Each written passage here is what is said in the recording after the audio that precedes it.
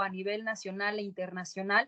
Hoy el tema que nos ocupa es cómo vamos a hacer para mitigar los efectos negativos que esta pandemia global ha traído a nuestro estado, a nuestro país, en temas micro y macroeconómicos y, por supuesto, del comercio exterior y la logística.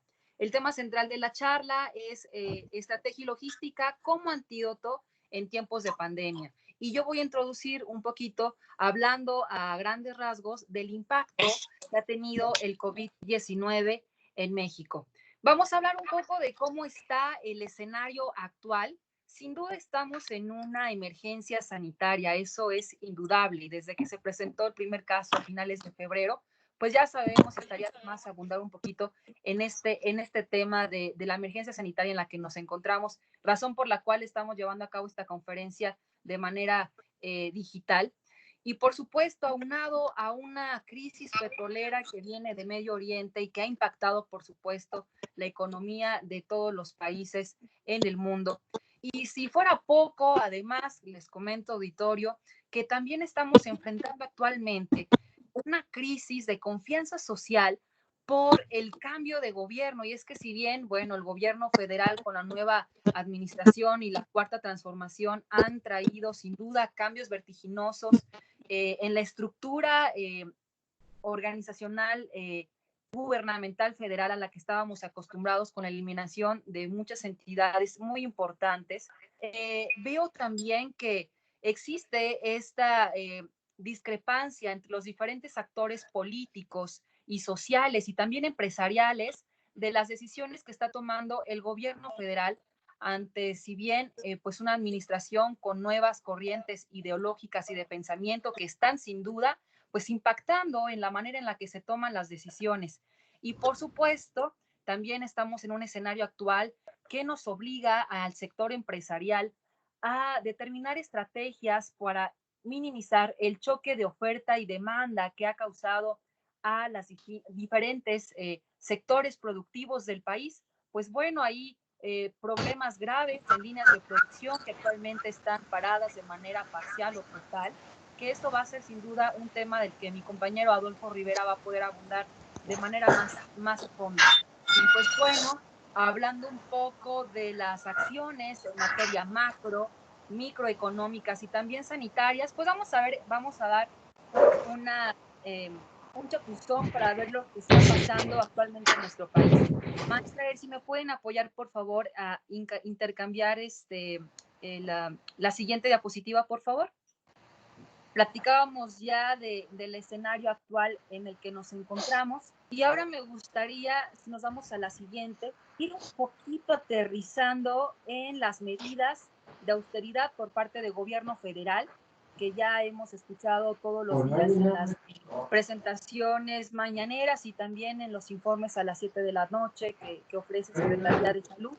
Y vemos también esta búsqueda por una ecualización económica para preservar los trabajos con una ruta sostenible, que es un verdadero reto para un país como el nuestro. Nos vamos a la siguiente diapositiva, por favor. Y es que si bien, bueno, nuestro país tiene un alto porcentaje de empresas que son micro, pequeña y mediana, que sin duda son un motor muy importante para el país y que al día de hoy, pues tienen grandes retos por cubrir por esta contingencia sanitaria. Hemos visto ya que hay múltiples empresas que en su afán de poder salvar sus flujos económicos han tenido que despedir ya a una cantidad importante de empleados y es un tema que nos aqueja actualmente a los organismos empresariales. En el caso de Comce, pues bueno, entender que ante esta contingencia, las decisiones y medidas que tanto el gobierno federal como los organismos empresariales coadyuven a tomar van a ser cruciales porque esta es una crisis sanitaria que no se había presentado en muchísimos años. En la historia moderna no tenemos precedentes de una crisis como esta y por esta misma razón necesitamos tomar medidas también sin precedentes. Es equívoco pensar que como en el 2009 y en los 80, en las diferentes crisis económicas que ha enfrentado nuestro país, se deban tomar medidas similares.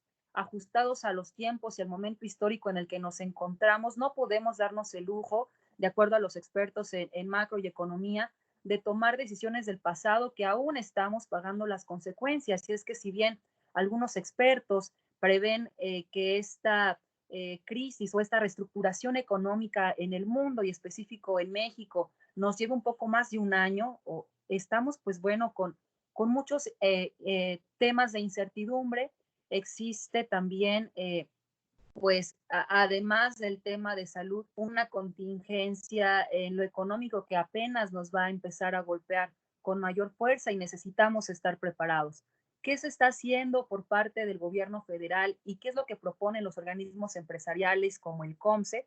Pues bueno, en primera instancia, y lo vemos en esta diapositiva, una reactivación económica de manera responsable y que involucre, por supuesto, a los dos ejes principales de unidad económica en nuestro país, que son las empresas formales, pero también una realidad clave y que debemos ser conscientes de ello, pues de todas las personas que se encuentran laborando en la informalidad y que no pueden ser invisibilizadas en estos momentos.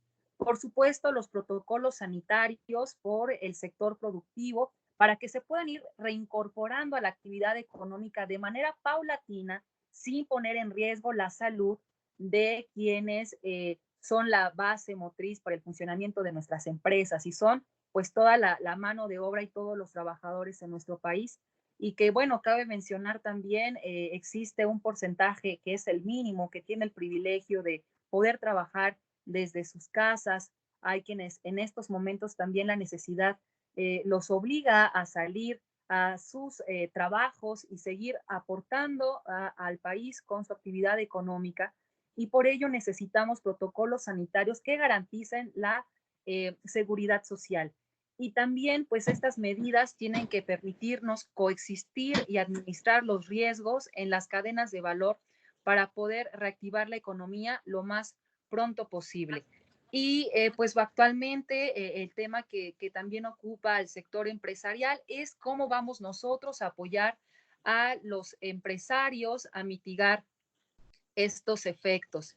Y sin duda, pues una de las acciones que ha tomado México, reproducidas también en otros países, con otras condiciones también, que no vamos a ponernos a discutir por qué México no implementó un plan emergente como lo hizo Estados Unidos o Japón o China. Bueno, estamos hablando de economías completamente distintas a la nuestra, y eso lo tenemos que visualizar para poder aterrizar en una realidad que beneficie a la mayoría de la población y de los diferentes sectores. Entonces, bueno, me gustaría aterrizar un poquito más en el tema de microcréditos, específicamente para pymes. Entiendo que muchas de las personas que están escuchando y viendo esta charla, pues son empresarios o emprendedores, así que quisimos traer información un poquito más actualizada de qué se está haciendo y cómo pueden ustedes aprovechar o verse beneficiados con los microcréditos y créditos que ofrece tanto gobierno federal, estatal y municipal para sus negocios. Podemos cambiar a la siguiente diapositiva, por favor. Y es que, bueno, en este caso, para ahondar un poquito en materia estatal, me gustaría platicarles que en CIFIDE se están ofreciendo ya apoyos de hasta 2 millones de pesos a las empresas. Lo primero que vemos aquí en esta primera etapa son recursos que van dirigidos a emprendedores sociales, también a microempresarios y amas de casa. Incluso veía que los créditos van desde los 800 para esta fase que están ustedes viendo en sus pantallas, de 800 hasta 10,000 pesos.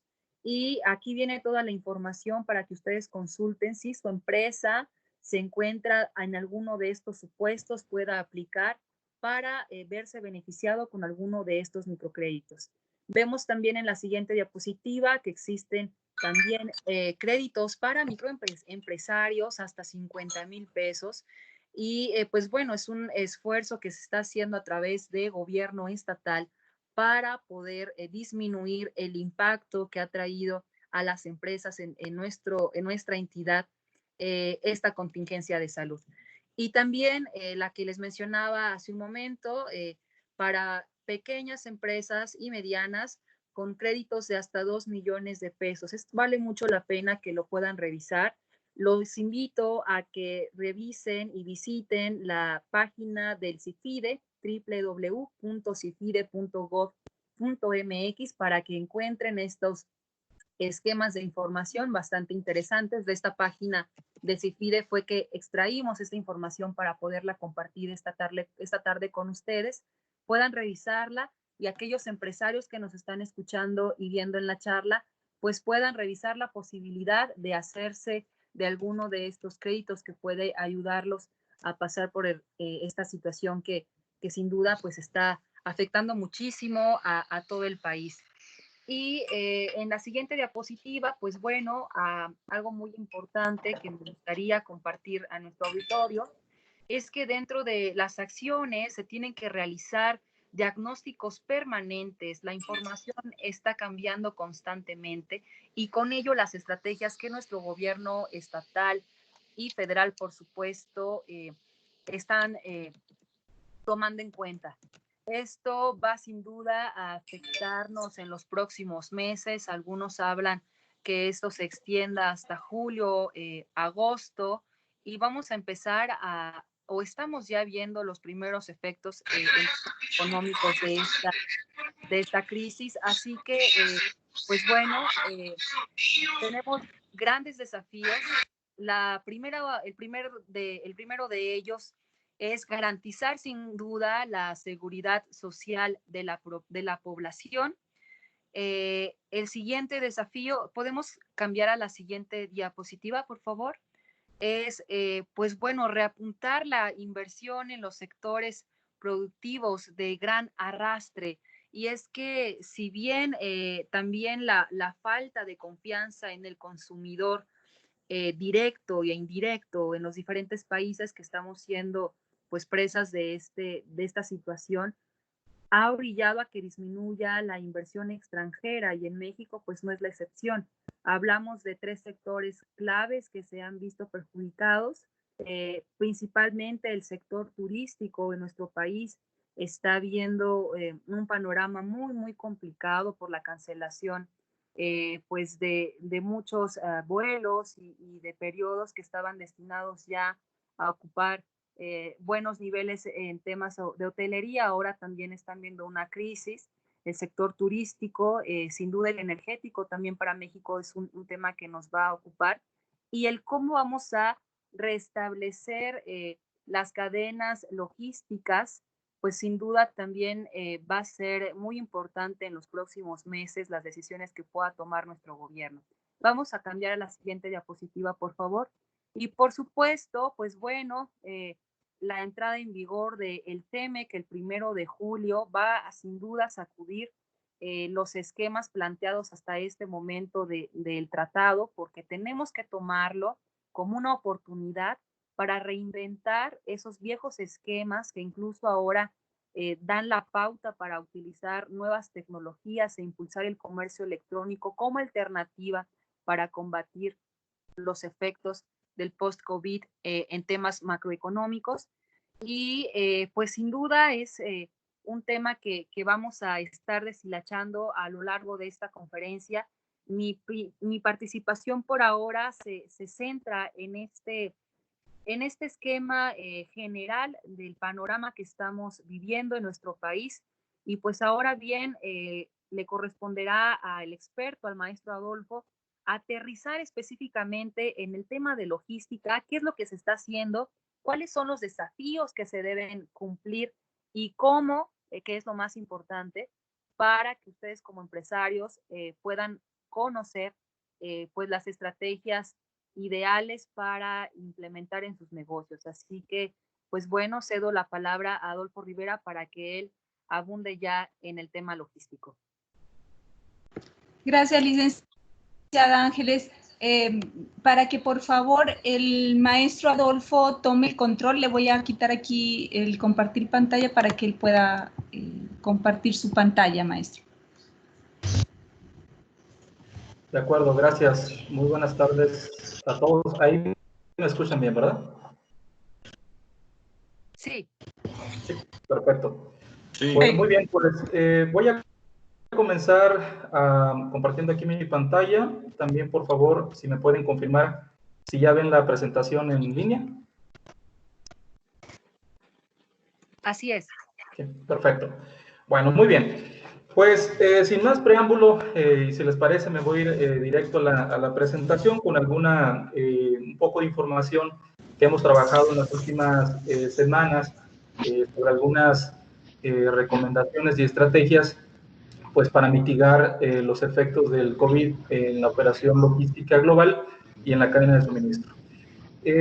Para dar inicio a esta presentación, también quiero agradecer a la licenciada Ángeles Loredo, directora del COMSE, por la invitación, y a la maestra Ercilia, de la UVM, también por esta amable invitación. Bien, pues, estrategia y logística, antídoto en los tiempos de pandemias. Este es el contenido. Esta presentación ya la tiene la maestra Ercilia. Tengo entendido que la va a compartir con cada uno de los participantes, y aquí viene el contenido detallado de cada una de los slides que vamos a ir viendo el día de hoy. El objetivo básicamente es realizar un análisis preliminar de lo que es el impacto del COVID en las redes de suministro globales y en la operación logística. Bien, como ustedes saben, hoy en día se está monitoreando de manera constante el total de casos que están confirmados y el total de decesos casi en tiempo real. Como podemos ver, al corte del día de hoy, tenemos ya prácticamente 3 millones de casos confirmados de COVID, al menos los registrados, y tenemos 207.583 decesos, lamentablemente. Y los puntos rojos que vemos en el mapa son básicamente las zonas de mayor infección.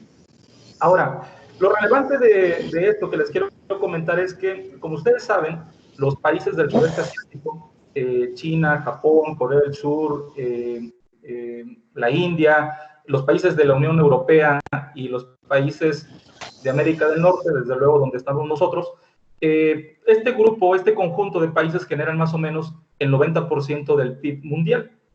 El total de la economía del mundo se centra básicamente entre la latitud 15 y la latitud 60, la latitud norte, entre la 15 y 60 del globo terráqueo. Y obviamente aquí encontramos los principales flujos comerciales, los principales traslados vía marítima y vía aérea, los encontramos en esta parte, en esta zona del mundo. Definitivamente, aquí también se encuentran los principales centros de producción, es decir, las fábricas y los principales centros de consumo en el mundo. Y aquí China definitivamente juega un papel importante al ser la fábrica del mundo y al ser el país donde se originó pues esta pandemia. Bien, algunas de las causas que pueden generar alguna ruptura en las redes de suministro pueden ser, van desde fenómenos naturales, interrupciones intencionales, problemas internos de las empresas, incumplimiento legal, la competencia que se da entre las mismas empresas y definitivamente también aspectos económicos como las crisis o las recesiones financieras, el descontento social, las decisiones de política y gobierno como el Brexit, por ejemplo, o los accidentes como el de la planta nuclear de Fukushima, que han puesto, allá en el 2010, que han puesto en jaque a las cadenas de suministro en el mundo. Y desde luego, otra de las causas que generan estas rupturas en las cadenas de suministro son pues las pandemias.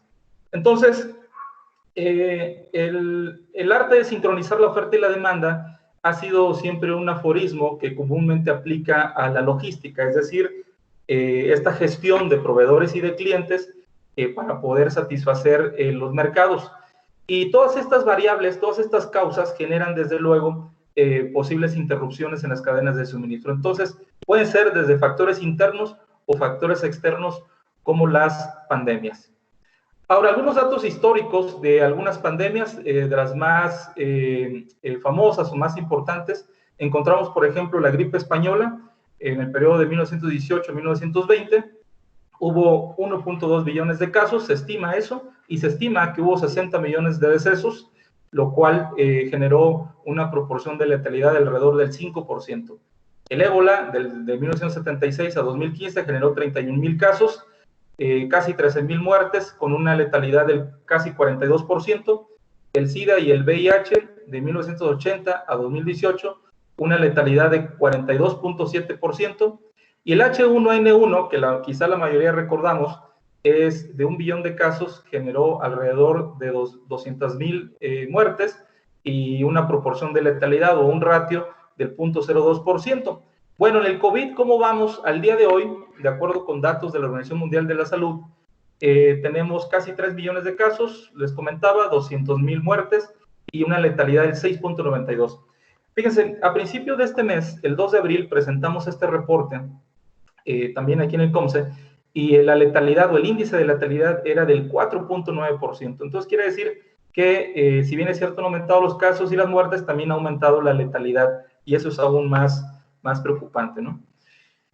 Bien, ahora, hablando en términos económicos, ¿cuáles son las perspectivas o cuáles son las proyecciones económicas para 2020-2021 por región? Si bien es cierto, se espera que el mundo retroceda en 3 puntos, es decir, que crezca a menos 3% del PIB mundial. En Estados Unidos, la caída significará alrededor del 5,9%. En la zona del euro, la Unión Europea, el menos 7,5%. En Oriente Medio y Asia Central, menos 2,8%.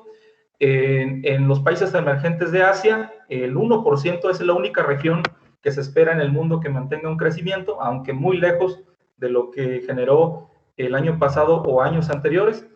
En América Latina, donde encontramos a México, desde luego, menos 5,2%, y en África, menos 1,6%. Ahora, este menos 3% en el mundo, de acuerdo con datos del Fondo Monetario Internacional, ¿cuánto significa? Significa en términos monetarios alrededor de 9 billones de dólares, es decir, 9 trillones en unidades inglesas, y esto significa más o menos el 7 veces el tamaño de la economía mexicana. Para que nos demos más o menos una idea de lo que se va a contraer el mundo, es lo que México genera 7 veces. Bien. Ahora, dentro de todo lo malo, también existen algunos impactos positivos, aunque en esta tabla vamos a presentar algunos impactos positivos y negativos de algunos sectores productivos de México. Hay algunos que se han obtenido algún beneficio, que han tomado ventaja, desde luego, y hay otros que pues lamentablemente les ha ido muy mal. Entonces, en la primera columna tenemos los del impacto positivo, como el comercio electrónico, la mensajería, las telecomunicaciones, y desde luego las empresas farmacéuticas o de higiene. El impacto neutro a negativo, es decir, ni bueno ni malo, pero con tendencia negativa, son los autoservicios, la producción de alimentos, la industria textil y de confección y el sector financiero. Las que han tenido un impacto negativo han sido las tiendas departamentales, la construcción y el sector inmobiliario, el sector financiero y el automotriz. Y las que han tenido el impacto más fuerte, más negativo, ha sido desde luego la industria de la aviación, la hotelería, el sector petrolero y el entretenimiento en estadios y foros, de acuerdo con el financiero Bloomberg. Ahora bien, quisiera yo, porque bueno, por default he tratado de ser un optimista en cualquier circunstancia, y en esta pues no es la excepción. Quisiera enfocarme un poco en el impacto positivo o en los sectores productivos que han tenido un impacto positivo, dado que tengo entendido, pues esa es parte también de esta charla, ¿no? En tratar de identificar cómo podemos sacar beneficios. Ahora bien, de acuerdo con la Organización de Estados Americanos, las MIPYMES representan un sector importante en la economía, como ustedes lo saben, y aquí vemos en esta gráfica el comportamiento del comercio electrónico de las micros, pequeñas y medianas empresas en México. Y aquí tenemos, en los puntos verdes, vemos que en el 2008, un poco más del 50% de los consumidores que acudían a Internet para iniciar o finalizar una compra, lo realizaban. Hoy en día es de alrededor del 80%, es decir, el consumo, la compra vía Internet o de manera electrónica, ha aumentado en este lapso, en estos 10 años. Sin embargo, el porcentaje de empresas micros que tienen sitio web, es decir, una lavandería, es decir, la empresa que produce o que potabiliza agua, etcétera, aquellos lugares donde encontramos una ferretería, encontramos una estética, etcétera, es menos del 10% de esas microempresas cuentan con un sitio web. Y no solamente con un sitio web, sino con un sitio web funcional, es decir, que tenga información actualizada y que incluya también formas de pago en línea. Hoy en día ese porcentaje es muy bajo y prácticamente se ha mantenido en los últimos 10 años, lo cual difiere desde luego con la demanda que ha ido aumentando. Entonces, las MIPYMES no nos hemos podido adaptar a los canales de distribución y a las necesidades de la demanda. Solo 10% de ellas tienen presencia en Internet y esto ha impactado negativamente también en el porcentaje de supervivencia que vemos en los cuadros, o en los puntos, perdón, naranja, en la supervivencia de estas microempresas al segundo año, que lamentablemente también ha ido bajando. Entonces, aquí hay una oportunidad muy importante y la misma Organización de Estados Americanos provee una herramienta que lanzaron este año, justo en este mes, en el mes de abril, y ustedes la pueden consultar en el sitio web emprender.com.mx, donde pueden incluso crear un sitio web gratis y obtener formas de pago para sus clientes. Les repito el sitio, emprender.com.mx. Ahora bien, haciendo un análisis de lo que ha sido el impacto en las redes de suministro globales, pues como les comentaba, el sudeste asiático representa más o menos el 32% del PIB mundial, la Unión Europea el 20% y América del Norte 27%. Solamente China, origen de la pandemia y el máximo proveedor del mundo, representa por sí solo el 16% del PIB mundial. Y el COVID, por lo tanto, pues ha impactado tanto a la demanda como el suministro y la forma en la cómo accedemos a esos bienes y servicios, y por ende, cómo operan las redes de suministro. Y aquí quiero hacer un hincapié, una aclaración, que prácticamente todas las empresas en cualquier economía, o una gran parte de ellos, tienen relación con empresas en otras partes del mundo, ya sea para obtener algún suministro o para vender algún producto. Entonces, cuando un fabricante obtiene insumos, materias primas, componentes, etcétera, para vender productos terminados o semiterminados a diferentes distribuidores y o clientes en el mundo, estamos hablando prácticamente de redes de distribución, no solamente de cadenas de distribución, sino redes de distribución, es decir, cadenas que están siendo soportadas por otras cadenas de distribución. Y bien, tanto el miedo como medidas de distanciamiento social pues han hecho que las redes de suministro se hayan contagiado.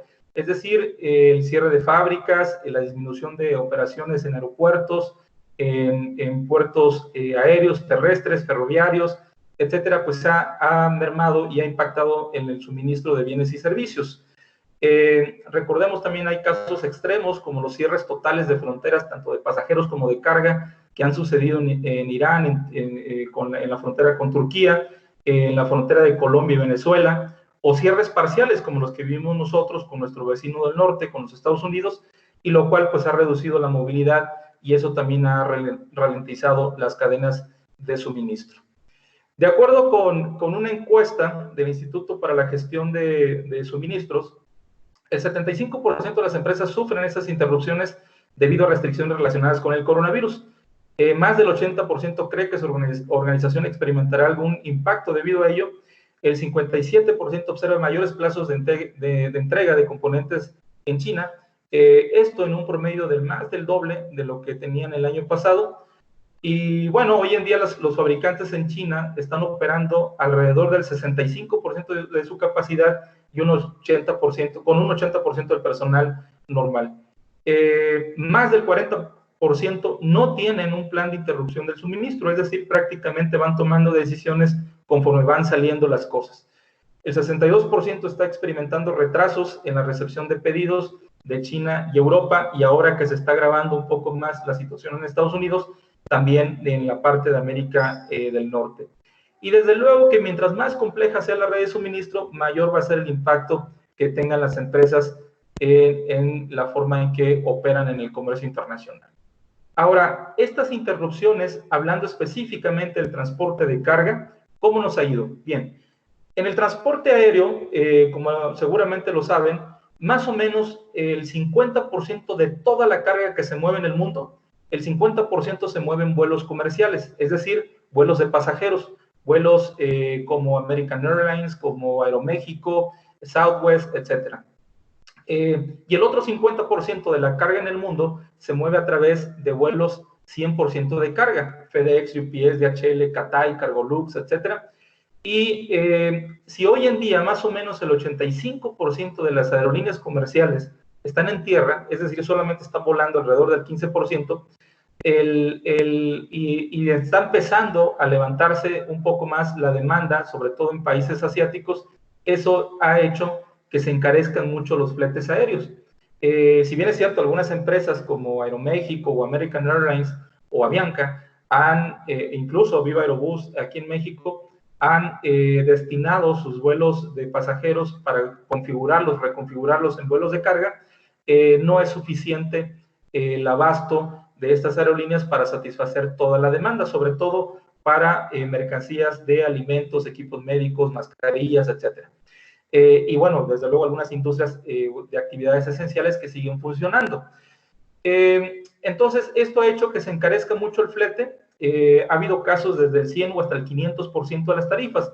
Nosotros que nos dedicamos al negocio de la logística y el transporte internacional, les voy a dar un dato, por ejemplo, en febrero, cuando requeríamos mover carga aérea de China a México, teníamos más o menos el precio por kilo hacia nuestros clientes alrededor de 4.2, 4.5%, 4.5 dólares, perdón, por kilo. Hoy en día las aerolíneas nos ofrecen unas tarifas muy altas, incluso en algunas zonas de China van por encima de los 19 dólares por kilo hasta los 23 dólares por kilo. Entonces es una locura y prácticamente los precios están cambiando todos los días. En el caso del transporte marítimo, aquí paradójicamente hemos visto que se ha reducido la demanda y ya existe una sobreoferta de contenedores, de líneas navieras, y aquí a la inversa, aquí se han reducido los costos de transporte. Hay muchas navieras con muchos contenedores vacíos y hay poca demanda. ¿Por qué? Porque las empresas están empezando a expeditar mucha carga y lo hacen vía aérea. No se pueden dar el lujo de esperar 4 o 5 semanas para que les lleguen sus mercancías y entonces están saturando a las líneas aéreas. En el caso del transporte marítimo, por ejemplo, en febrero teníamos de puerto a puerto, de un puerto de China a un puerto mexicano en el Pacífico, andaba alrededor de los $2,000 por contenedor. Hoy en día hay líneas navieras que incluso lo están ofertando en $800 por contenedor. Entonces, ha sido una reducción también tremenda en ese sentido. Ahora, por último, el transporte terrestre, que es el transporte, aquí encontramos el transporte por carreteras y el transporte ferroviario, ha sido quizá uno de los menos afectados dentro de todos los medios de transporte, ya que pues muchas de las actividades esenciales que requieren este medio de transporte, pues han utilizado al transporte terrestre, el transporte en carretera, para entregas de última milla. Y en el caso del ferroviario, muchas empresas ya vaticinaban estos estragos y cambiaron su modalidad al transporte ferroviario, que por cierto, al cierre del primer trimestre en México, fue el único modo de transporte que creció, apenas con el 1%, pero fue el único que creció a diferencia de los demás. Ahora también, recordemos que China alberga 7 de los 10 puertos marítimos y 2 de los principales aeropuertos de carga en el mundo. Entonces, los puertos marítimos de Shenzhen y Shanghai y los aeropuertos de Shanghai y Hong Kong y Shenzhen han sido los más afectados por la interrupción de los servicios logísticos, y esto ha puesto en jaque, desde luego, a los consumidores y a los embarcadores. Entonces, podemos decir que aquí, a diferencia de Las Vegas, lo que pasa en China no se queda en China. Esto sí afecta al resto del mundo. Ha habido retrasos importantes al momento en origen, al momento de cargar por las medidas sanitarias que se están tomando en los aeropuertos y en los puertos, también en los puertos de llegada, en Manzanillo, Lázaro Cárdenas, etcétera. Y esto ha generado que se retrasen tanto en la salida como en la llegada en muchos de los embarques, aunado a la alta demanda del transporte aéreo que ya comentábamos hace un rato, ¿no? Y aquí tenemos uno de nuestros partners de la oficina de Shenzhen, que nos comentaba vía Skype, pues bueno, de los problemas que ha habido. Hay ausencia de trabajadores en las oficinas, de choferes, de transportistas, hay mucha demanda, pero también están lentos los tiempos de despacho, porque también en las aduanas existe poca gente que esté operando. En el siguiente slide vemos algo que conocemos como el efecto látigo. En cadena de suministro se define como aquellos efectos que se originan en la red de suministro ante variaciones en la demanda. Es decir, por ejemplo, tenemos una fábrica de autos, una empresa automotriz que decide cerrar por la contingencia, y esto a su vez golpea a los proveedores, a los minoristas, a los distribuidores, a los productores, etcétera, o tiendas departamentales o empresas de distribución, etcétera, que empiezan a pegar hacia atrás a sus... Cierto, las hago mañana. Sí, perdón. Confirmo. Bien, entonces, clientes, minoristas, distribuidores, productores y proveedores de diferentes niveles están siendo afectados en esta onda que va hacia atrás, y mientras más larga sea la cadena de suministro, mayor el impacto. Aquí vemos también un ejemplo de una afectación del efecto látigo en la red de suministro durante la crisis de 2008 en Estados Unidos. Las ventas al detalle cayeron a un 12%, esto generó que se redujeran los inventarios de manufactura en un 15%, las ventas de manufactura un 30%, y proveedores de nivel 1 y 2, 25%, y proveedores de nivel 3 y 4 de un 39% y más del 40%. Entonces, ¿cuál es la clave aquí? La clave es la información, la clave es la colaboración. Sin embargo, ese es el mayor reto de las empresas en una cadena de suministro. Y bueno, lamentablemente las pymes, las empresas pequeñas y medianas, son las más afectadas y están resintiendo las consecuencias más graves de esta pandemia, dado que pertenecen normalmente al eslabón de nivel 1, 2, 3 o en algunos de los casos como productores. Ahora bien, hablemos de lo que es estrategia competitiva y estrategia logística.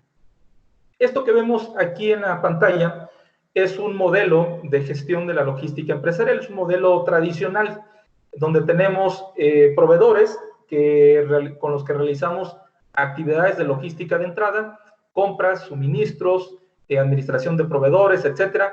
La logística interna, que son todas las actividades de la empresa, la recepción de la materia prima, la producción, el ensamble, la fabricación, el empaque, el almacén de producto terminado, y todas esas actividades son o están relacionadas con la logística interna.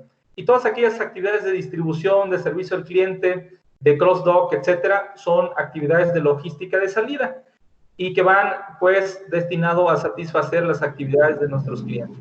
Realmente la logística de salida es donde se evalúa el rendimiento de una cadena logística, una cadena de suministro, dado que es el punto donde convergen la eficiencia y la eficacia para surtir a nuestros clientes.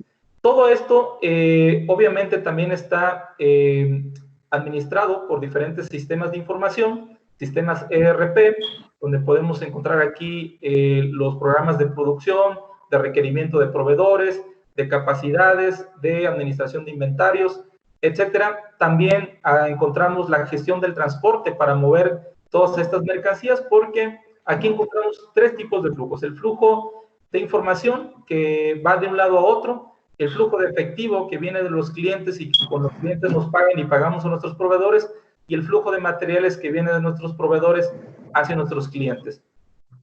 Entonces, la estrategia competitiva de una empresa define, pues, con respecto a sus competidores, el conjunto de necesidades del cliente que pretende satisfacer con sus productos y servicios.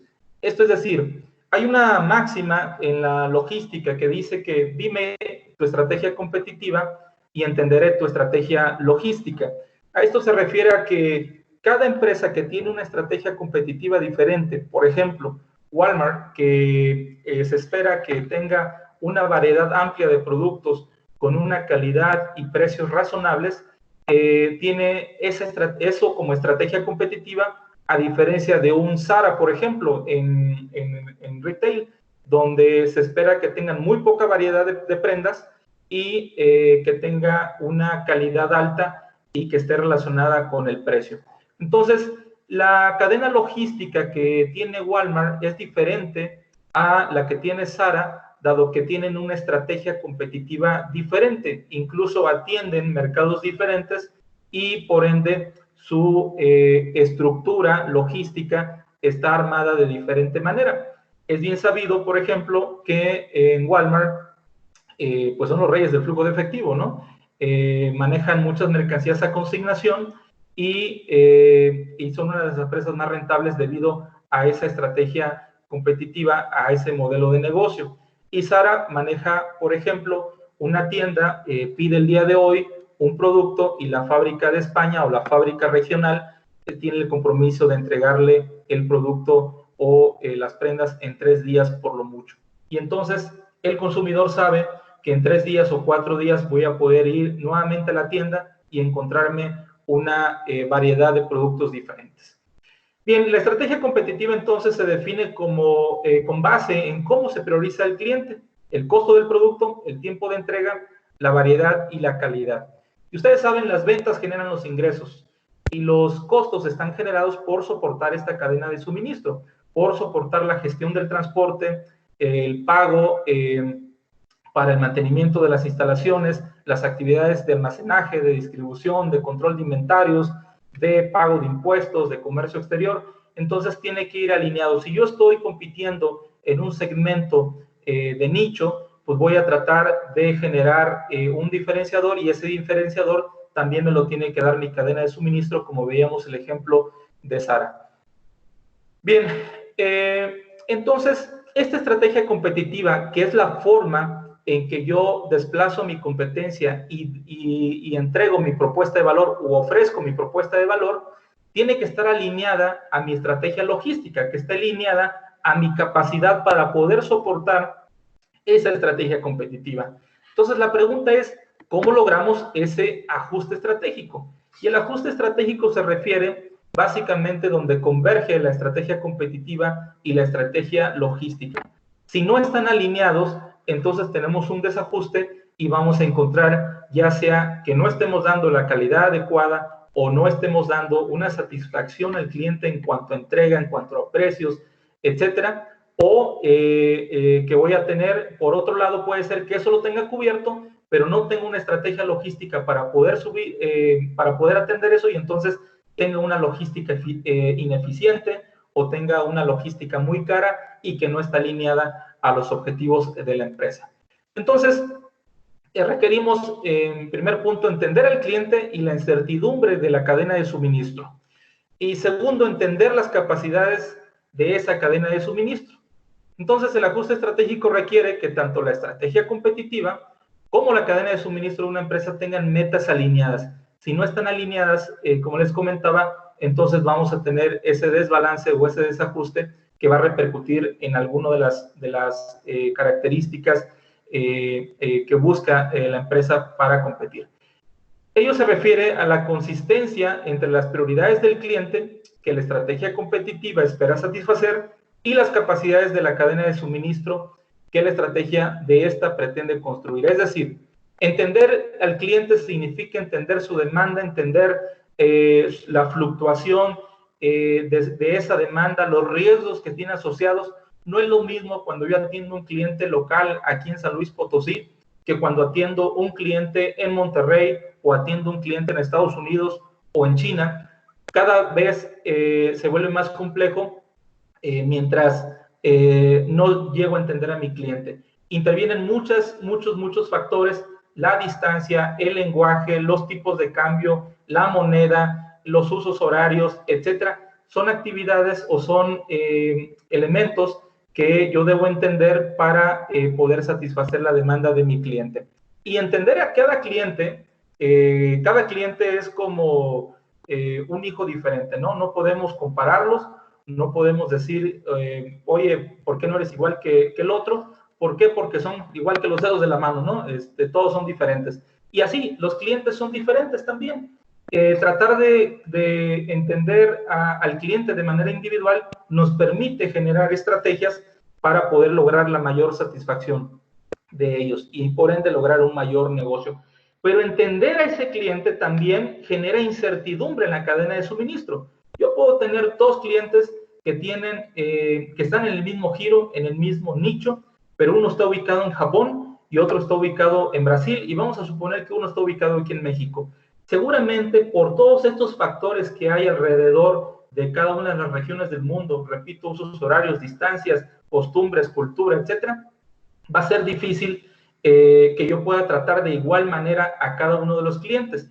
Y la incertidumbre que genera cada uno de ellos. En Japón y México tenemos un acuerdo comercial, lo cual facilita las transacciones comerciales, pero sabemos que con Brasil no tenemos un tratado comercial y allá tenemos, por ejemplo, uno de los países más proteccionistas del mundo y más difíciles para poder importar o exportar. Por el otro lado es entender las capacidades de la cadena de suministro, de nuestra cadena de suministro. Cuando nosotros entendemos la red que tenemos armada para nuestros clientes, podemos embonar esa demanda. Recuerden que las cadenas de suministro están básicamente diseñadas sí por nosotros, pero mucho por nuestros proveedores, y nuestros proveedores son una extensión de nuestro negocio. Entonces, si un proveedor nos sirve bien, un proveedor nos atiende bien, nosotros vamos a tener una cadena de suministro más eficiente. Si nosotros castigamos al proveedor, lo tratamos mal, no le pagamos bien, o el proveedor tiene problemas de calidad, problemas internos, etcétera, todos esos elementos se van a trasladar a mi empresa porque ellos son una extensión mía, de mi negocio. Yo necesito esos proveedores para poder construir mi estrategia logística y mi estrategia competitiva. Entonces, si yo no entiendo esas capacidades y no me acerco con mis proveedores, pues pudiera estar en desventaja ante mis competidores y por lo tanto no tener la estrategia adecuada en materia logística y por ende desembonar en la estrategia competitiva y fallar en los objetivos de la empresa. Entonces, esto es sumamente importante que lo entendamos.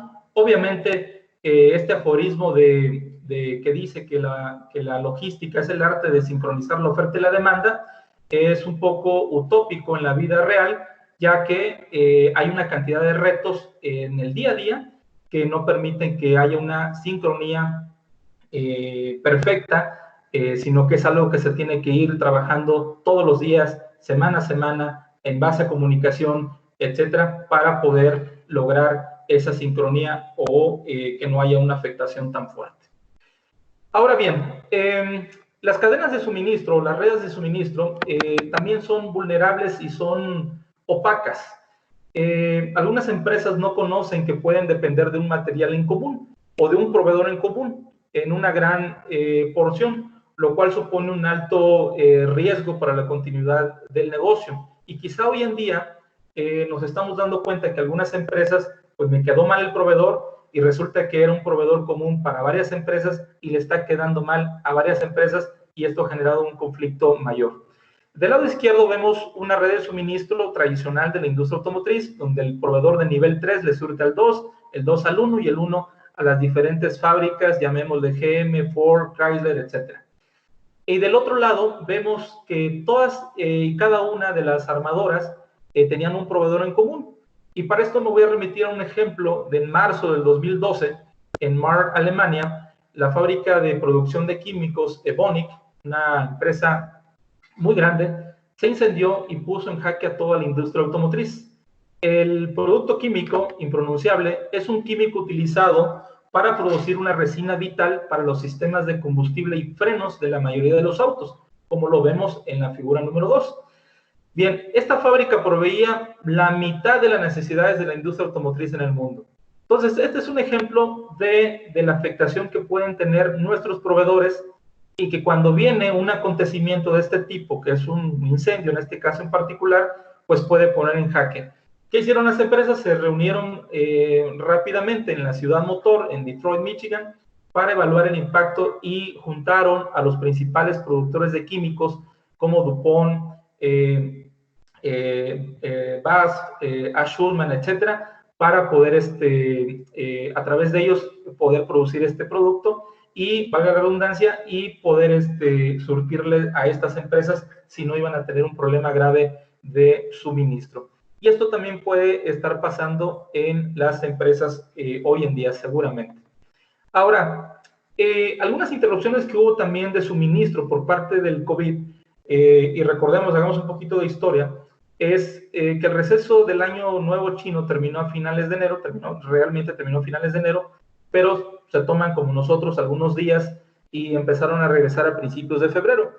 Sin embargo, las empresas del mundo no esperaban recibir embarques durante esas fechas. Es decir, en enero se fueron en su año nuevo, año viejo, año nuevo, y las fábricas dijeron, bueno, van a cerrar 1 o 2 semanas, y entonces lo que hicieron fue adelantar inventarios desde diciembre, desde enero, para poder soportar las 2 semanas en que las empresas chinas no iban a estar trabajando.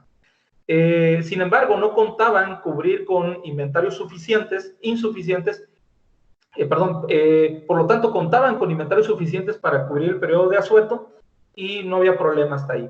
Sin embargo, cuando el gobierno decretó 1 semana más de cierre posterior a la fecha planeada de regreso y que después fueron más semanas, ahí fue donde vino el problema para Occidente y para Europa, que eran los que estaban demandando productos.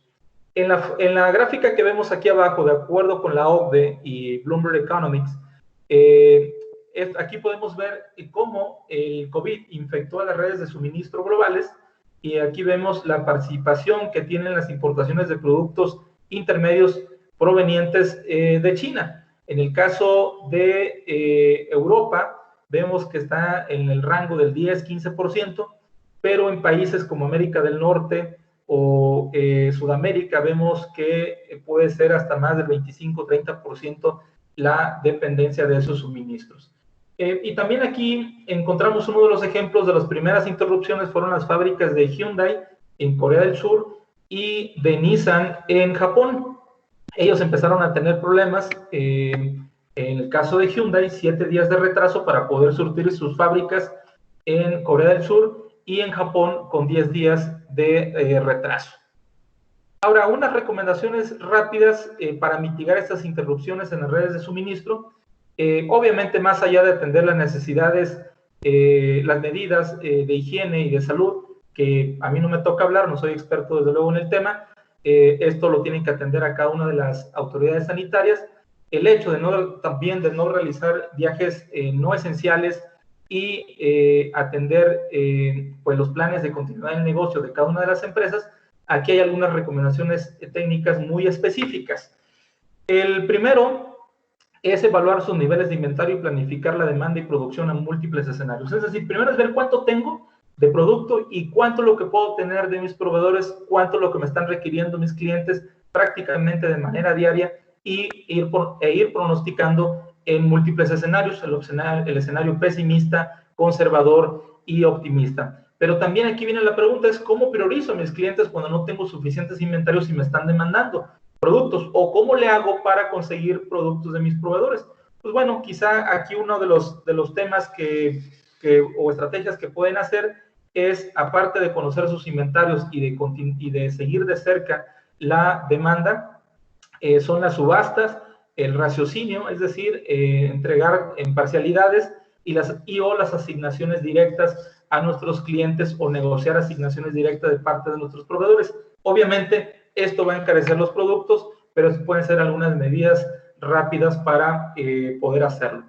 También gestionar y priorizar el suministro de mercancías, realizar un mapeo de proveedores. Una vez que hagamos un mapeo de proveedores, identificar proveedores críticos y, por ende, también diversificar fuentes de proveeduría. Aunque ustedes no lo crean, pero hay empresas muy grandes que no tienen conocimiento de exactamente dónde están embarcando sus proveedores, sobre todo en los Incoterms del grupo de las Cs y el grupo de las Ds, cuando los proveedores son los encargados de entregar en nuestras instalaciones. Quizás sí sepamos dónde nos embarca, dónde nos surten los proveedores bajo el grupo de las Es y el grupo de las Fs, porque normalmente nosotros vamos a recoger a los lugares de origen, pero no en el caso de las Cs y de las Ds. Entonces, en situaciones de crisis, muchas veces nosotros tenemos que dejar a un lado esos Incoterms e ir inmediatamente y expeditar al origen donde el proveedor me está embarcando. Entonces, los mapeo, identifico cuáles son críticos, los apoyo y al mismo tiempo también trabajo en un plan B, en un plan C para poder tener mayores fuentes de proveeduría. El tercer elemento es gestionar y diversificar fuentes de proveeduría de transporte de carga y de servicios logísticos. Aquí lo que se busca es que gestionemos los sistemas de transporte al poder reservar lo más pronto posible en los medios de transporte para poder obtener mejores tarifas. También desarrollar esquemas de consolidación de carga de diferentes embarcadores o de diferentes consignatarios para poder repartir los costos, sobre todo los costos fijos. Y aquí es bien importante que las empresas tengan comunicación con sus operadores logísticos, ya que estos tienen comunicación directa con las líneas navieras y con las aerolíneas sobre lo que está pasando en tiempo real y les pueden decir si hay alguna interrupción en origen o en tránsito o en destino. Esta parte también es importante para la comunicación con sus proveedores. En el cuarto elemento de crear y mantener un plan de recuperación, pues bueno, crear un plan de resiliencia logística, es decir, de cómo nos vamos a recuperar de esta situación. Es importante que reorganicemos actividades, que quizá eliminemos productos que no nos generan realmente una ventaja competitiva, que no alimentan nuestra estrategia competitiva, o que generan un caos en nuestra logística, clientes morosos o clientes que no nos interesan ya seguir manteniendo, o proveedores. También proveedores que a lo mejor nunca pudieron darnos el nivel adecuado y buscar otras fuentes de proveeduría. También planificar la gestión financiera, es decir, recuerden que en estos tiempos la liquidez es el rey. El hecho de tratar de posponer o negociar pagos a proveedores, cobrar lo más pronto posible a los clientes, ofrecer esquemas de factoraje para poder que nos paguen rápido esas cuentas. Aquí los bancos son unos socios estratégicos importantes. Ofrecer descuentos por pronto pago, etcétera, son algunas de las estrategias que nos van a permitir aumentar la liquidez. Bien, y por último, algunas conclusiones y expectativas. Según la Secretaría de Hacienda y Crédito Público, la economía en este país, en nuestro país, va a caer alrededor del 5% para en este año 2020, pero hay otros escenarios pesimistas que hablan de hasta un 12%. Honestamente, pues bueno, la Secretaría de Hacienda y Crédito Público está haciendo su trabajo de tratar de no generar pánico. Yo creo que definitivamente más del 5% pudiera generarse lamentablemente en este año. Hay otros factores que alimentan este pensamiento, que es la guerra del petróleo. Digo, ahora sí que todos los que estamos aquí o los que hemos visto las noticias en cuestión del petróleo, pues son muy lamentable también los precios que se están negociando, la recesión económica por el COVID y la depreciación del tipo de cambio que ayuda a algunos sectores, pero no es conveniente a la larga por la inflación que esto genera. Se espera también que haya una relocalización doméstica de proveedores, lo que se conoce como onshore, es decir, proveedores que van a repatriarse, aunque de manera un poco reservada. Asia sigue siendo sofisticada en cuanto a calidad, ya lo es muy baja en costos y por lo tanto va a ser un poco complicado reemplazarlo. Lo mismo van a hacer con nosotros, ¿verdad? Nos van a tratar de reemplazar. Pero esto también supone a la vez una oportunidad, ya que muchas empresas estadounidenses y europeas buscarán capacidad productiva cerca de su país para reabastecerse ante la escasez que generen los países asiáticos, y esto pues puede ser una muy buena oportunidad como una segunda fuente de proveeduría para las empresas mexicanas, y aquí es donde debemos estar listos para poder atender el mercado estadounidense. Recordemos que se viene una demanda acelerada. Una vez que pase esto, viene una demanda acelerada en grandes volúmenes. Se espera que haya una saturación en las redes de suministro globales, y esto también a su vez escasee el transporte, de transporte marítimo, aéreo, etcétera. Y pues bueno, aquí hayan oportunidades que puedan surgir para empresas. También otros modelos de negocios nuevos, como el comercio electrónico, los servicios de entrega a domicilio, o los servicios donde ustedes puedan ir y recoger en las empresas, la mensajería, telecomunicaciones, farmacéuticas y todos los negocios que hay alrededor del sector médico que están floreciendo.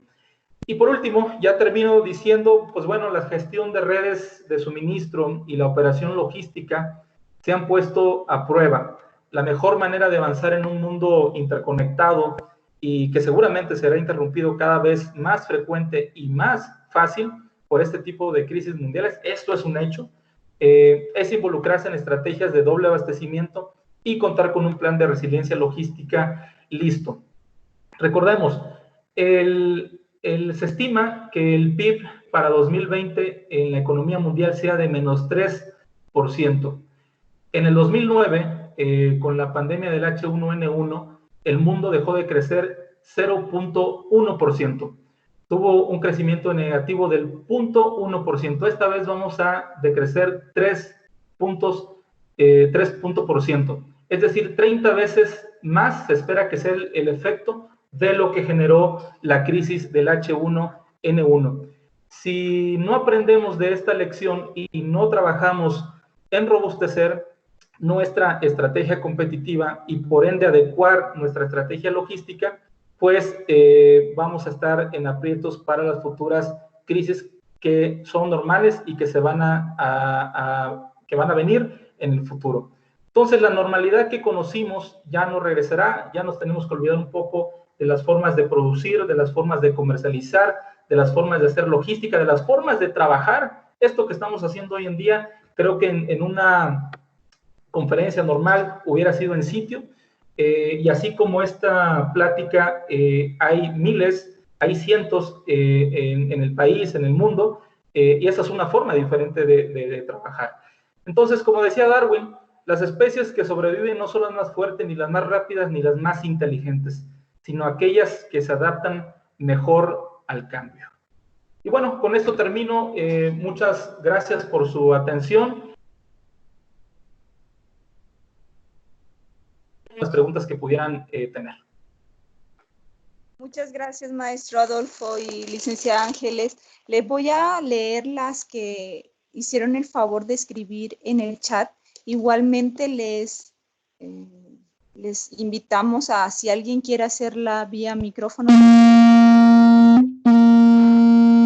pregunta que era referida a lo que comentó la licenciada Ángeles. Dice, ya agregué, lo habla Ramírez Casanova. Dice, ya agregué mi RFC en la página del IMSS y no reúno los requisitos. ¿Hay alguna otra opción? Sí, gobierno federal anunció de 1 millón que se tenían previstos apoyos. ¿Me escuchan? Hola, hola. Sí, sí te escucho bien, Angie. Perfecto, gracias.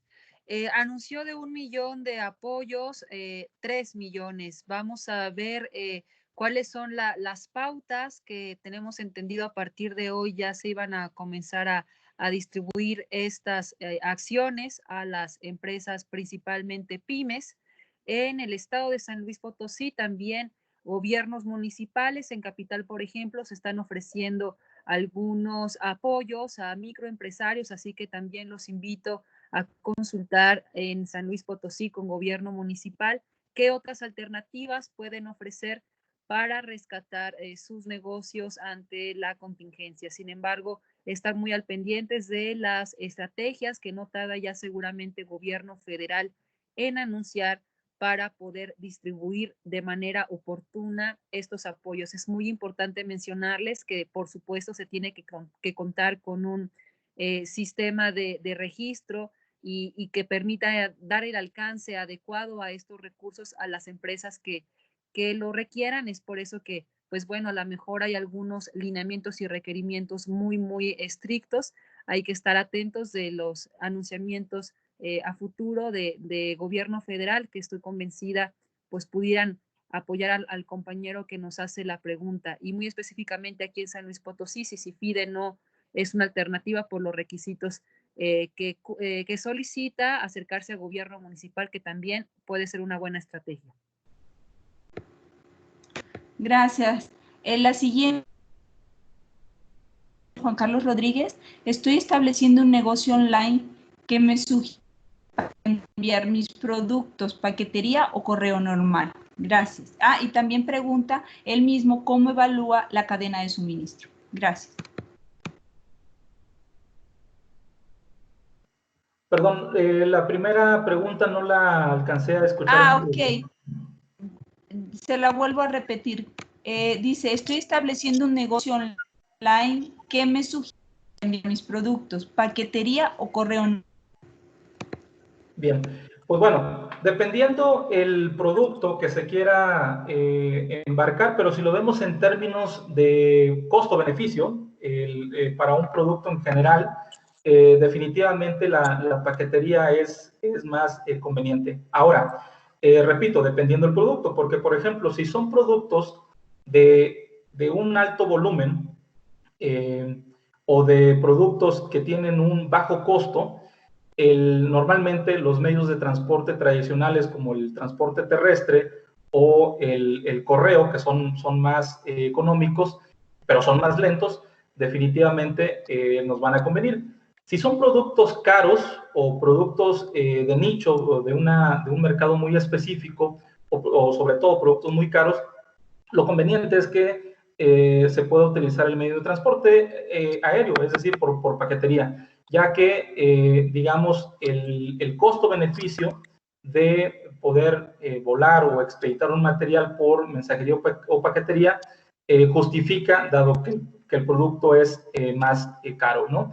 Entonces, mucho va a depender del tipo de producto, obviamente otros factores, distancia, dónde están sus mercados o de dónde está comprando mercancías para poder hacer esto. Lo más conveniente siempre, pues bueno, es hacer una correlación de gastos entre el transporte aéreo y transporte terrestre versus el valor del producto. Otra de las ventajas que tiene el costo o el transporte aéreo, perdón, es que si el producto es caro, normalmente el costo de producir ese producto también lo es. Y en medios de transporte como el correo o el transporte terrestre, yo cuando utilizo ese medio de transporte para entregar a mis clientes, normalmente es muy lento y eso significa que yo tengo mucho dinero parado en inventarios que no le está recibiendo el cliente y que por ende no me está pagando rápido. Entonces, si estoy en el nicho de productos que son caros, lo conveniente es utilizar medios de transporte eficientes, rápidos, para que yo compre caro, produzca rápido y embarque rápido y por lo tanto cobre rápido y regrese el dinero lo más rápido posible a mi empresa. Pero si es un producto barato de volumen, entonces quizá el inventario no requiere una inversión intensiva en inventario y por ende puede soportar tiempos de entrega más largos y esto va a significar días en el flujo de efectivo mucho más largos. Entonces, dependiendo cuál sea la estrategia. También recordar que para el caso del transporte aéreo, la tarifa se calcula de manera diferente que en el caso del transporte terrestre, ferroviario o marítimo o por correo, ya que el transporte aéreo es el único medio de transporte que para calcular la tarifa se requiere realizar el cálculo del peso volumétrico. En ocasiones un producto muy pesado o más bien, en ocasiones un producto con un volumen muy grande, pero que no pesa mucho, el cálculo o el precio que te va a dar la tarifa, la aerolínea va a ser sobre el peso volumétrico. Es decir, esto nace del principio de que si yo quiero mover un kilo digamos, de acero o mover un kilo de algodón, el espacio que voy a utilizar para mover el mismo kilo de carga va a ser mucho más grande mover un kilo de algodón que mover un kilo de acero, ¿no? Entonces, las tarifas de flete aéreo también están influenciadas en el peso volumétrico y a veces las empresas cotizan sobre el peso bruto, es decir, lo que pesa efectivamente en la báscula, y no toman en cuenta el peso volumétrico. Cuando les llega la factura del proveedor de logística que hayan utilizado, pues se dan cuenta que están pagando 2, 3, 5 veces más, dependiendo del peso volumétrico, si no lo toman en cuenta dentro de sus presupuestos. Entonces, eso también puede definir el medio de transporte que se vaya a utilizar. Maestro, la otra pregunta era cómo evaluaba la cadena de suministro. Bien, la siguiente pregunta tiene que ver mucho también en base a su estrategia competitiva. Para evaluar una cadena de suministro, tenemos que entender cuáles son los criterios. Primero, cuáles son los criterios que queremos evaluar. Puede ser una evaluación por costos, una evaluación por calidad, una evaluación por diversidad, etcétera. Normalmente, cuando queremos hacer una evaluación integral, es decir, diferentes factores que quiero yo evaluar, quiero evaluar el precio, quiero evaluar la calidad, los tiempos de entrega, el tiempo de reacción, la cobertura, etcétera. Normalmente lo ponemos en una matriz que se llama así, matriz de ponderación para evaluación de proveedores o para evaluación de clientes, también puede aplicar. Yo les digo a mis alumnos cuando estamos en clase, en broma, desde luego, que pues con esto puedes incluso hasta evaluar qué pareja pues tiene más posibilidades, ¿no? Pero bueno, para evaluar proveedores o clientes o de manera integral toda esta red, lo más conveniente es una matriz de evaluación de la cadena de suministro que incluya todos estos factores, suponiendo que sean 5, lo que dijimos, precio, calidad, entregas a tiempo, etcétera. Yo normalmente lo que puedo hacer es ponderar, es decir, darle un peso a cada uno de esos factores. No sé si para mí lo más relevante para mi cadena de suministro como estrategia logística es brindar o tener un costo bajo, pues bueno, quizá el 40, el 50% le voy a colocar al costo, el 10% a la calidad, el 20% a los tiempos de entrega, y de esa manera puedo realizar una evaluación un poco más integral que solamente un factor. Esto pues como una de las medidas más rápidas, más simples para poder evaluar proveedores y clientes en la cadena de suministro. Muchas gracias. Hay dos preguntas de parte de Marta Laura Rodríguez. Una es cómo identificar el efecto látigo en la cadena de suministro en la actualidad y la otra, cómo identificar proveedores críticos. Gracias. Sí, a ver, otra vez, perdón, la primera no la entendí bien. ¿Cómo superar el efecto látigo en la cadena de suministro en la actualidad? Y la segunda, ¿cómo identificar proveedores críticos? Sí, pues bueno, dicen los que saben que para disminuir el efecto látigo en la cadena de suministro, la clave es la comunicación. Pero estamos realmente siendo prácticos, estamos en un mundo donde la información es muy amplia, pero la información también es limitada al mismo tiempo. ¿Qué quiero decir con esto? Hay mucha información, pero no está, no se utiliza de manera colaborativa. Es decir, cada empresa tiene su propia información, no la delega, no la reparte con el resto de su cadena de suministro, no todas las empresas, no en todos los sectores, y eso es lo que lo hace realmente vulnerable, hace difícil que se pueda superar el efecto látigo. Ahora, si no tenemos eso, entonces, ¿qué podemos hacer? Aquí lo que podemos nosotros es estar en comunicación con los proveedores de manera constante, con nuestros clientes también de manera constante. Yo tengo clientes que prácticamente todos los días nos están preguntando cómo están subiendo las tarifas, por ejemplo, del flete aéreo, ¿no? Para no poder impactar a sus presupuestos financieros o si los tienen que ajustar.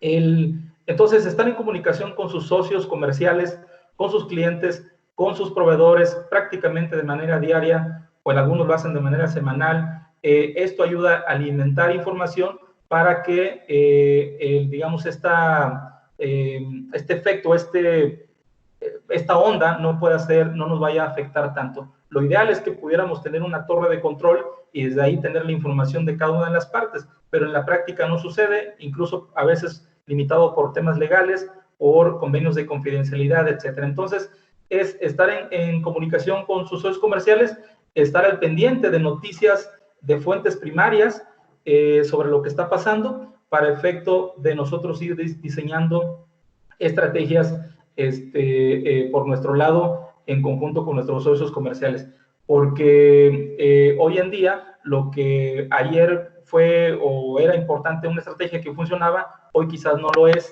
y mañana tampoco. ¿Y cómo identificar proveedores críticos? Bueno, primero comentábamos, hay que mapearlos. ¿Y cuáles son aquellos proveedores críticos por los que realmente me generan un problema de abasto, un problema de calidad, un problema de precio? Recordemos que hoy en día tenemos proveedores que incluso están tomando ventaja de esta situación para aumentarnos el precio, ¿no? Entonces, un cliente que no tiene o que no está en una normalidad tradicional, se empiezan a volver proveedores críticos cuando no me empiezan a entregar en tiempo, cuando la calidad es inadecuada. A veces estos proveedores están también en una presión muy fuerte por surtir a otros clientes o por querer surtir más y descuidan la calidad. Entonces, primero, como comentaba hace rato, es identificar, mapear todos mis proveedores. Decir, bueno, estos proveedores críticos también son aquellos proveedores que están asociados a clientes críticos. Es decir, si yo tengo un cliente que me redujo la demanda o me aumentó exponencialmente la demanda, esto va a traer que se arrastren ciertos proveedores que están en nuestros billetes de materiales y se empiezan a volver críticos y no me están entregando a tiempo. Entonces, si me empieza a impactar en suministro, en precio, en calidad, en comunicación, se vuelven estos proveedores críticos. Pero hay que primero mapearlos, hay que reconocerlos, decir, bueno, estos proveedores, ¿a qué clientes van? ¿A qué clientes están asociados? Y si estos me están impactando, entonces automáticamente voltear a ver esos proveedores que van a ser impactados también por las fluctuaciones de la demanda de mi cliente. Muchas gracias. Ahorita no hay más preguntas. No sé si alguien guste tomar el micrófono y hacerla directamente.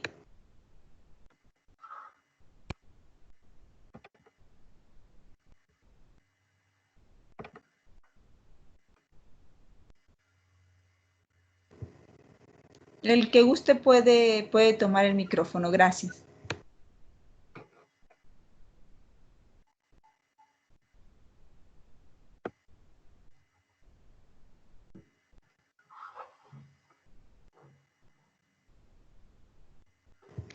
Pues que considero que no. Maestro Adolfo, muchísimas gracias por su tiempo, por su experiencia. Realmente fue muy explícito, muy bien indicado todo el proceso, y esta parte de la logística puede apoyarnos en este tiempo de contingencia que estamos viviendo pues en el mundo, y específicamente aquí con los empresarios mexicanos. De verdad, muchísimas gracias por su tiempo, por su experiencia. Realmente los comentarios que están en el chat de excelente conferencia, muy bien explicado. Realmente se ve la expertise que manejan, y pues muchísimas gracias de verdad por su tiempo y por este espacio, y gracias a los participantes por haber asistido a la conferencia. Igualmente no olviden registrar. Recuerden que si se registran les llega la constancia de asistencia, la presentación y la liga de grabación. Muchísimas gracias. Al contrario, muchísimas gracias también a ustedes. Hasta pronto. Muchas gracias, maestra Ersi, a todo el equipo de la universidad, a los escuchas que todavía permanecen en la conferencia. Recordarles que en la presentación encontrarán los datos de Adolfo como los míos para cualquier tema a futuro que requieran apoyo del COMSE o de TRH y de COMSE a través del Comité de Logística. Estaremos a su disposición en los datos que dejaremos en las presentaciones. Muchas gracias a todos. Muchísimas gracias. Hasta pronto. Hasta luego. Buenas tardes. Bye, buenas tardes. Buenas tardes. Buenas tardes, hasta luego.